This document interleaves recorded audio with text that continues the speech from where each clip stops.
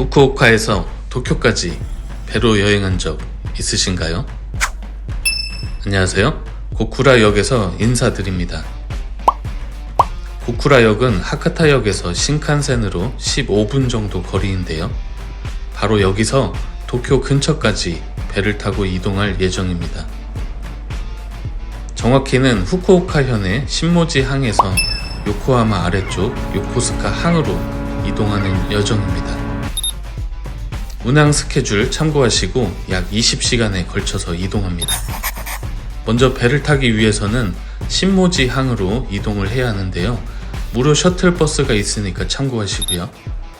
버스 탑승 위치는 북쪽 출구에 페리 픽토그램 따라가시면 되고, 정확한 위치는 영상 설명란에 적어 놓을 테니 참고하시면 좋겠습니다. 북쪽 출구로 나가시면 저렇게 녹색 등대 같은 구조물이 보이는데요. 표지판에 한글 표기도 잘 되어 있고 아래쪽으로 내려가시면 쉽게 찾으실 수 있습니다.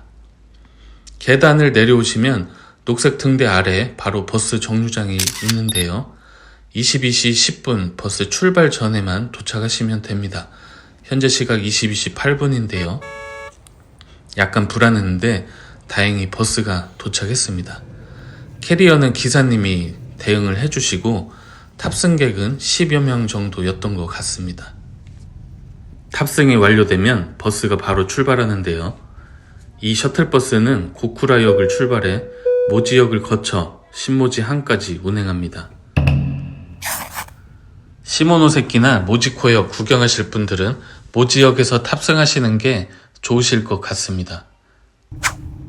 늦은 밤에 출발하기 때문에 간식거리는 미리 챙겨오시는 걸 추천드리고요.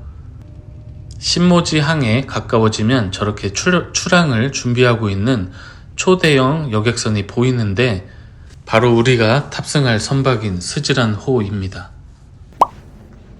스즈란은 홋카이도 대표 꽃을 의미하는데요. 우리말로 은방울꽃이라고 하고요. 가까이서 보면 배의 크기가 어마어마하게 큽니다. 신모지 항의 모습이고요.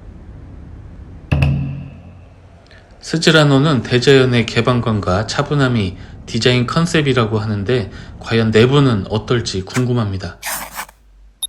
승선권 예약 방법이 궁금하실 텐데 도쿄 규슈페리 홈페이지에서 승선권 결제하시면 되고, 결제 후에 이 승선권을 프린트나 다운로드 하시고 1층 카운터에 제시하면 승선권으로 교환해 줍니다.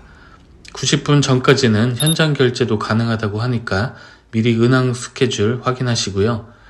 2층 대기실에 오미야게 상점이 있긴 한데 물품이 많진 않습니다. 편도 티켓 가격은 14,000엔인데 룸 업그레이드는 하지 않았습니다. 출항 시간 약 45분 전부터 승선을 시작하는데요. 처음 타보는 배라 약간 설레이긴 하는데요. 과연 어떤 모습일지 들어가 보시겠습니다. 입구에 들어서면 먼저 배의 이름인 스즈란이라는 문자가 보이고요. 대자연이라는 컨셉처럼 뭔가 산봉우리와 별들을 상징하는 인테리어 같습니다. 배를 둘러보기 전에 먼저 방으로 들어가 볼 텐데요. 여기는 투어리스트 A 옵션이고 14명 정원의 기본 룸인데 침대 형태로 구성되어 있습니다. 캡슐 호텔과 유사하고 롤 스크린을 내려서 개인 공간도 확보할 수 있게 설계되어 있습니다. 추가 요금은 없지만 이 정도면 꽤 좋은 컨디션 같습니다. 배에서 1박을 해야 하니까 준비물 챙기시면 좋고, 로비 카운터에 필수품 판매하고 있으니까 참고하시고요. 지금부터는 배의 시설들을 조금 살펴볼 텐데 로비는 다시 봐도 너무 멋있는 것 같습니다. 먼저 로비 옆에 상점이 있는데 지역 특산품이나 기념품, 먹거리 등을 판매 중인데 나중에 다시 들리도록 하고요. 그리고 컵라면 먹을 수 있는 코너가 있는데 온수도 준비가 되어 있으니까 원하시는 라멘 미리 준비하시면 좋을 것 같습니다. 여기는 10분에 100엔짜리 안마 의자이고요. 비즈니스 센터에 유선 랜 포트가 있는데 작동이 되는지는 모르겠고요. 공동 욕실 입구에 코인 세탁실이 있으니까 참고하시고 시설은 전체적으로 깨끗하고 쾌적한 모습입니다. 귀중품이 있다면 여기에 보관하시면 될 것 같고 가라오케 이용하시려면 로비 카운터에 문의하시면 됩니다. 마지막으로 자판기 코너인데요. 맥주나 아이스크림도 판매를 하는데 선내에 정수기가 없고 500ml 생수만 판매하고 있으니까 미리 편의점에서 1.5L 물 사오시길 추천드립니다. 이제 한층 위에 5층으로 올라가 볼 텐데요. 5층은 주로 이제 식당이나 카페, 편의시설들이 위치해 있고 전망을 즐기면서 휴식을 취할 수가 있는데 제가 탑승했을 당시에는 카페는 영업을 안 했고요. 커피 자판기만 300엔에 판매를 하고 있었습니다. 개방감과 차분함이라는 컨셉을 표현한 건지 다양한 종류의 테이블과 소파가 창문을 향해 비치되어 있었습니다. 배 후미 쪽으로 쭉 나가시면 유일한 야외 전망 데크가 나오는데요. 지금 보이는 것은 레스토랑인데 조금 있다가 들어가 보도록 하겠습니다. 지금은 아직 출항 준비 중인 모습인데요. 일반 차량과 화물차들이 승선하고 있는 모습이 보입니다. 스즈란호는 여객 정원 590명에 트럭 158대, 승용차 58대를 탑재할 수 있는데요. 후쿠오카에서 도쿄까지 약 1100km이기 때문에 일반 승객보다는 드라이버가 더 많이 탑승하는 것 같습니다. 이제 레스토랑에 가볼 텐데 우리가 탑승을 늦게 했잖아요. 그래서 25시까지 심야 영업을 하고 있었습니다. 식사를 안 하셨거나 야식이 필요하시면 여기서 드셔도 좋을 것 같습니다. 이제 배가 출항을 했는데요. 밖이 어두워서 잘 보이지는 않고 조식부터 석식까지 전부 이 레스토랑에서 드실 수 있고요. 키오스크로 주문하시고 나가실 때 계산하시면 됩니다. 먹다 보니 벌써 이만큼 이동을 했네요. 이제 잘 준비를 해야 하는데 침구류 직접 정리해 주시면 되고 아무래도 위생 걱정하실 텐데 외관상 무척 깨끗하고 냄새도 전혀 나지 않았습니다. 특히 실내라 건조하거나 먼지가 많을 줄 알았는데 공기가 너무 쾌적해서 놀랐고요. 전등에 콘센트 사용하시면 되고 선내 와이파이가 되니까 참고하시면 좋겠습니다. 침실이 뭔가 아늑한 맛이 있네요.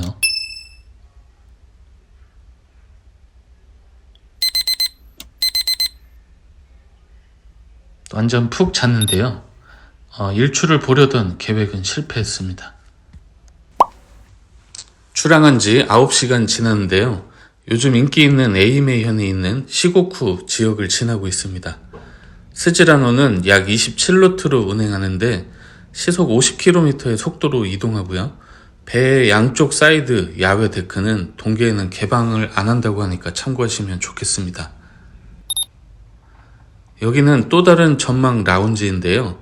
유일하게 페리의 진행 방향을 조망할 수 있고 의외로 사람이 없어서 태평양 바라보시면서 조용히 시간을 보내시기에 좋을 것 같습니다.